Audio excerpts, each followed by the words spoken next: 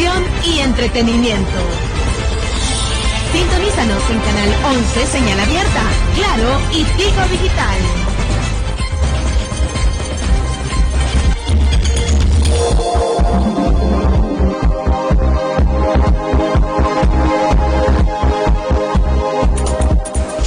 Gracias por continuar con nosotros y llegó el momento también de hablar de más temas médicos y esta vez vamos a hablar acerca del estrés laboral y la fatiga, pero le vamos a comentar más en el siguiente informe. Disminución del rendimiento, cansancio, agotamiento físico. Si siente esos síntomas, es claro que sufre de estrés laboral o fatiga. Esta enfermedad es producida por diferentes factores, comenzando por la postura que se toma en la oficina, los horarios, el exceso o carga laboral, el entorno físico y los hábitos alimenticios. El estrés laboral puede afectar su salud, incrementar las probabilidades de presentar problemas como padecimientos cardíacos, dolor de espalda, depresión, agotamiento, lesiones en el trabajo, problemas del sistema inmunitario, y también puede provocar problemas en casa y otras áreas de su vida. Según una investigación realizada en el 2012 por la Organización Internacional del Trabajo, en Centroamérica entre el 12 y el 16% de las personas manifestó sentirse constantemente con tensión o estrés. En Argentina, más de un 26% de trabajadores reportó que sufría de carga mental, mientras que en Colombia casi un 25% de los hombres y un poco más del 28% de las mujeres en edad para trabajar calificaron su nivel de estrés de 7 a 10 en una escala hasta los 10 puntos. Ante esta situación, los doctores recomiendan consumir alimentos saludables, practicar deporte o hacer ejercicio, y si es posible, darse unas vacaciones, o incluso ir por un masaje para relajar los músculos. Christopher Cornejo, Comunidad al Día. Importante tema, tomando en cuenta que todos nos podemos ver expuesto a ello. Y precisamente para hablar de este importante tema está el doctor Julio Ernesto Valle Carpio, quien es médico general. Le damos la bienvenida. Buenas tardes. Muy buenas tardes, Porfirio. Les doy las gracias primeramente por la oportunidad de poder informar a la población acerca de este tema importante que para muchos es desconocido, sobre todo en nuestro país, ¿verdad? Oficialmente este es conocido como el síndrome de burnout, que también en la literatura se describe como estrés laboral o fatiga. Un poco de historia, este síndrome fue descrito por primera vez por un alemán que se llama Herbert Ferguson, el cual entre 1970 y 1974 comenzó a hacer algunos estudios de análisis entre sus compañeros y descubrió que tenían diferentes comportamientos. En ese momento se catalogó como una enfermedad psiquiátrica en la cual conllevaba grandemente a una depresión grave e incluso estaba relacionado con algunos suicidios en aquella época. Luego, más tarde, en 1976, ya fue publicado el libro que este médico, psiquiatra y psicoanalista pudo escribir y ya se dio a conocer parte de lo que realmente involucraba este síndrome, que como sabemos, un síndrome no es una enfermedad específica, sino que más bien conlleva un conjunto de síntomas, los cuales se unen o se conglomeran en una persona para llegar a provocar una enfermedad en él. Es ahí en donde este síndrome de burnout ha sido descrito como la sensación de estar cansado, agotado, incluso quemado en el trabajo, y se debe a una sobrecarga de estrés laboral, sobre todo de personas que pueden llegar a sufrirlo porque intentan dar mucho más de lo que se les pide en sus lugares de trabajo, ya sea por diferentes circunstancias, ya sea porque son presionados o porque les exigen cierta cantidad de producción, y en el momento de que ellos ya no pueden controlarlo, pues y se presenta este síndrome. En el caso de El Salvador, ¿qué tan, aunque no se tienen cifras como lo hablábamos, qué tan puede tener este efecto, esta consecuencia en El Salvador?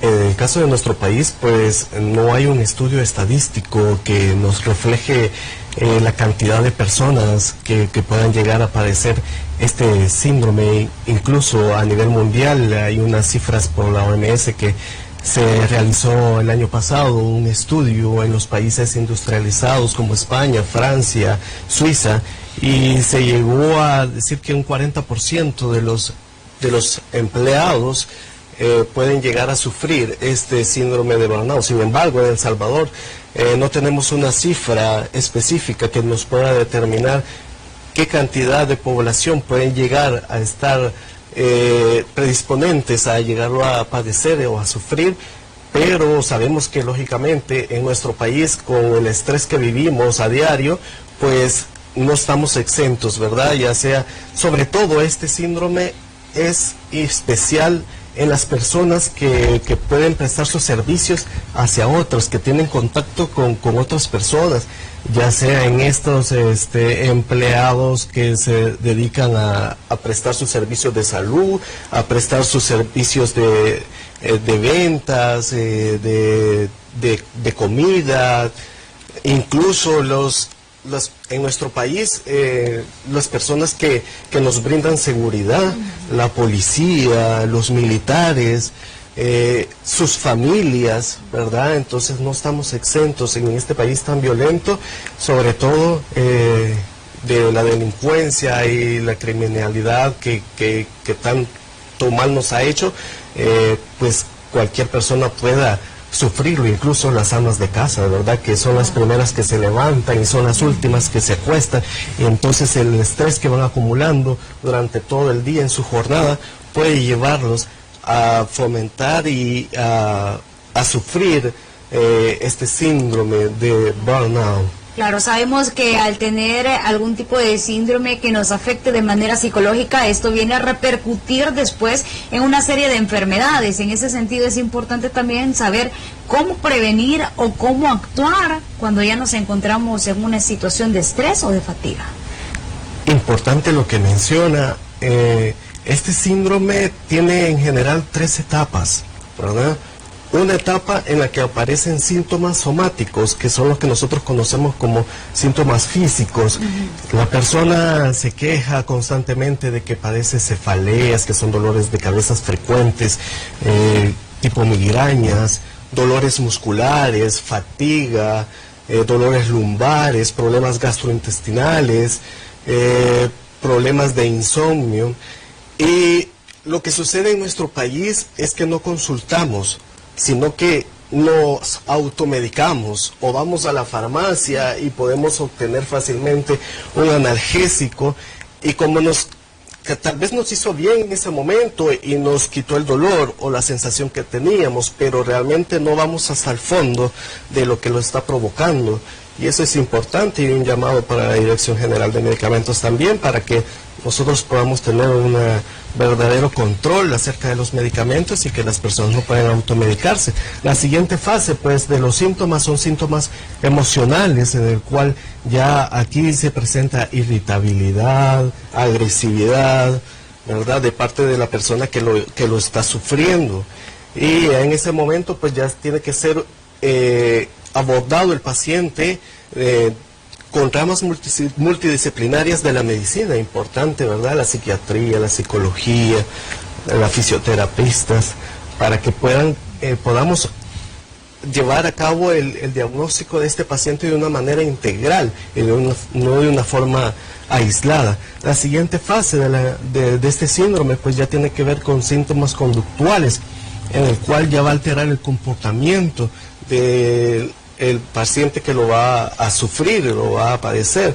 Y ya en este es de verdad un llamado a atención a aquellos pacientes, porque ya pueden caer en alcoholismo, en drogas, en depresiones crónicas. Incluso el paciente se comienza a aislar, ya no come, y estadísticamente a nivel mundial ha estado relacionado con algunos casos de suicidios, lamentablemente. Pero también tiene consecuencias en otro tipo de padecimientos. El estrés al final puede provocar incluso enfermedades como la diabetes. Exactamente, exactamente. Lo que sucede es que como al estrés que estamos sometidos por la sobrecarga laboral, ¿verdad? Puede llevarnos a enfermedades metabólicas, crónico-degenerativas, por nuestro desorden alimenticio, ¿verdad? Generalmente nosotros en un lugar de trabajo pues no gozamos de un horario adecuado para comer, sobre todo el personal que está a cargo, como les mencioné, de brindar atención hacia otras personas, es muy limitado el tiempo, entonces llevan a comer alimentos rápidos, ¿verdad? Y esto conlleva a alterar su salud, presentando diabetes, hipertensión arterial, enfermedades renales, enfermedades tiroideas. Y ahí es importante que puedan la gente visitar a un médico para hacer un diagnóstico diferencial de estas enfermedades, ¿verdad? Abocarse al médico para que pueda dejarle algunos exámenes para descartar que pueda estar relacionado los síntomas que está presentando con estas patologías, incluso las cefaleas constantes que puedan deberse a una migraña o problemas gastrointestinales que ya pueden deberse a una úlcera péptica, a una gastritis crónica mal controlada, ¿verdad? Entonces, en ese sentido es importante que la población consulte. Fíjese, doctor, que el país, como usted lo señalaba, está sometido a una situación bastante complicada, que lo más probable es que buena parte de los empleados, tanto en el sector público como privado, tengan este tipo de riesgo o lo padezcan. Pero ¿por qué, pese a todo esto, no hay ni siquiera estadística? ¿Se ve con indiferencia esta situación? Lo que sucede es que en nuestro país pues se le ha dado poca importancia. Quizás no ha habido un ente que se involucre de lleno con este tema, ¿verdad? Nosotros en la Clínica Médica Safe Life estamos tratando de impulsar y dar a conocer este tema a cada una de las empresas y a cada una de las instituciones para que pongan mucho ojo en cada uno de sus empleados. Lo que sucede en nuestro país, más que ahorita viene una temporada de final de año, de producción, una temporada alta, ¿verdad? En la cual a las empresas muchas veces solamente les importa la productividad y dejan de lado el ambiente, el lado humano, el lado, la fuerza productiva que son sus empleados. Recordemos de que si tienen empleados que gozan de buena salud, pues van a tener muy buena producción. Claro, sobre todo es importante también señalar un aspecto que a mí sí me gustaría recalcar, porque de pronto ya en casa o de pronto el trabajador aprende a normalizar las situaciones y no nos damos cuenta a veces cuando estamos padeciendo de una enfermedad o cuando estamos padeciendo un síndrome en este caso. Por ejemplo, ¿cómo puedo detectar eso? ¿Cómo puedo como persona decir, sí, yo estoy padeciendo de este síndrome y voy a ir al médico? Lo que sucede es muy importante lo que acabas de recalcar, porque lo que tenemos que hacer una diferencia importante es en el simple estrés laboral. El estrés laboral se puede producir ya sea porque nos cambiaron el horario, porque nos incrementaron el trabajo, porque nos cambiaron de sector, pero en el momento de que este se termina en un lapso de tiempo, digamos días o semanas, el estrés puede desaparecer. Pero con este caso del síndrome de burnout, lo que usted menciona, las personas van acumulando este estrés y no hay un tiempo definido en la literatura médica de que pueda decir en un mes, en 6 semanas podemos diagnosticarlo con burnout, sino que más bien por la sintomatología que va presentando ya, porque deben englobar tanto los síntomas somáticos, emocionales y conductuales. Entonces no podemos encajar a una persona que en un mes va a llegar rápidamente a los síntomas conductuales o pueden tardarse hasta un año. Pero el problema es que las personas lo callan y se van tragando y soportando lo que a ellos se va acumulando, como dicen. Doctor, vamos a la línea telefónica, tenemos participación de nuestros amigos televidentes. Buenas tardes, adelante. Sí, buenas tardes. Fíjese de que quizás debido a mi problema de estrés, yo trabajé muchos años. Y entonces se me hizo una gastritis, que al final fue una gastritis crónica. Entonces yo he pasado las consultas muchas veces y me dejaron omeprazol. por un año. Y entonces, no sé, yo quedé como decepcionada porque la doctora me dijo, te vas a ir a especialidades, me dijo, porque pues aquí yo no puedo hacer nada. Y yo le voy a ser honesta. Quizás yo no llevé el medicamento como ella me lo dijo, si me lo tomaba o no me lo tomaba, pero hasta esta fecha, desde el 2015, el ardor, yo siempre siento ardorcito, era bien fuerte, pero ha venido disminuyendo. Ahora solo que tome café, cosas que a mí me hagan daño, entonces a mí me arde mucho el estómago, pero estoy sin encontrar un médico. Dígame, usted a mí me decepcionó porque definitivamente como que me dijo hasta aquí nomás fue. Y ahora me van a hacer una endoscopía en el seguro de especialidades. Pero solamente por una hernia de hiato. Pero la situación de ardor ya no me la trataron. ¿Qué puedo hacer? ¿La gastritis, doctor, puede ser provocada por el estrés? Ok, sí, puede ser provocado por el estrés, sobre todo porque el estrés está relacionado con los hábitos de alimentación de nosotros, ¿verdad? Puede ser que personas les dé por comer cosas ácidas, cosas saladas, comida rápida, ¿verdad? Y en ese momento con los condimentos o ciertas componentes del alimento pueden llegar a causar una gastritis crónica, y como la amiga nos acaba de decir, fue mal controlada, ¿verdad? Y eso es importante, lo vuelvo a recalcar. Nuestra población debe de ser educada, de que debe de seguir los lineamientos que el médico le dice y seguir paso a paso la medicación. La automedicación no nos lleva a nada bueno. Invito a la amiga que pueda visitarnos a la clínica médica Setfly, en la cual vamos a brindarle una atención multidisciplinaria, no solamente conmigo, sino que con los demás especialistas, con psiquiatras, psicólogos también, porque es necesario educar a la población para que se apegue a los tratamientos. Y lamentablemente pues ella tuvo una mala experiencia con una colega que la desalentó y la desanimó, y al contrario, nosotros como médicos debemos de fortalecer a nuestros pacientes y motivarlos a que puedan seguir adelante. Doctor, recomendaciones, quizás porque sabemos que es un problema que generalmente ataca a toda la población económicamente activa, y puede hacer que aunque sea una situación momentánea, después sea repetitiva y consecutivamente puede generarnos algún tipo de problema ya corporal. Entonces quizás las recomendaciones en términos generales. Las recomendaciones serían pues poner mucha atención, sobre todo en casa, ¿verdad? Porque en la vida laboral a veces con los compañeros, con el personal que está alrededor nuestro, tal vez no hay mucha relación, pero en casa sí, un llamado a atención para los amigos televidentes que están en sus casas, que si ven un comportamiento inadecuado de cada uno de sus familiares, que ha cambiado el tipo de alimentación, que ha cambiado la forma de socializar, que pasa encerrado en su habitación, que ustedes, a pesar de que ven de que se acuesta a las 8 de la noche, digamos, y tiene que levantarse a las 6 de la mañana y ha dormido prácticamente 10 horas, lo ven como que no ha podido descansar y lo están viendo durante el día con mucho sueño, apagado, agotado, triste, que puedan encenderse las llamadas de alerta en nuestras familias y en nuestros lugares de trabajo, para que podamos motivar a esta persona a que busque ayuda y no tildarlo o estigmatizarlo. Estás enfermo, no sé qué tenés. Al contrario, motivarlo, buscar ayuda profesional, buscar ayuda psicológica también y médica de la mano, para que tenga una atención multifactorial.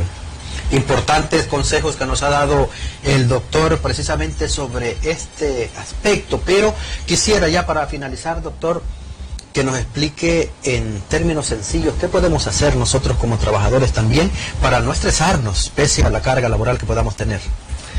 Un consejo especial para cada uno de los empleados, que puedan más bien centralizarse en su trabajo.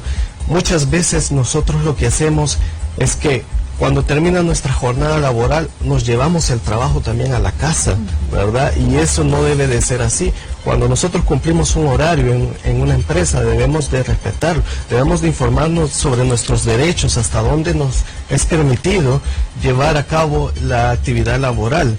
Y si en el caso no podemos terminarlo en una jornada, digamos que de 8 horas, pues entonces cuando nos retiramos a la casa ponerle atención a nuestra familia, tratar de disfrutar a nuestra familia, ¿verdad? Pasar tiempo con ellos, descansar, distraernos, descansar, salir a pasear, leer un libro, asistir a la iglesia, ¿verdad? De diferentes maneras nos podemos abocar y ayudar como familia para que podamos salir adelante. Sin embargo, también un llamado para las diferentes empresas que como clínica médica Safe Life estamos dispuestos a coordinar con cada una de las empresas que lo necesite para llevar a cabo talleres, para llevar a cabo ¿Y cómo pueden jornadas. contactarlos a ustedes? Ya hablando de clínicas Safe Life. Estamos ubicados en la colonia médica, en la avenida Max Block, el edificio 1010. El edificio se llama Safe Life, ahí estamos ubicados. Nuestros números de teléfono son 22 25 50 68, en 77 40 45 83, en ese hay WhatsApp, en la fanpage como Safe Life y en Instagram como Safe Life El Salvador. Le agradecemos, doctor, por habernos acompañado, y ahí quedan en sus pantallas también los números telefónicos de la clínica Safe Life para que usted pueda asistir ante cualquier situación. Gracias, doctor, nuevamente. Muchas gracias. Así nos vamos a una breve pausa, Graciela. Claro que sí. Regresamos en un par de segundos.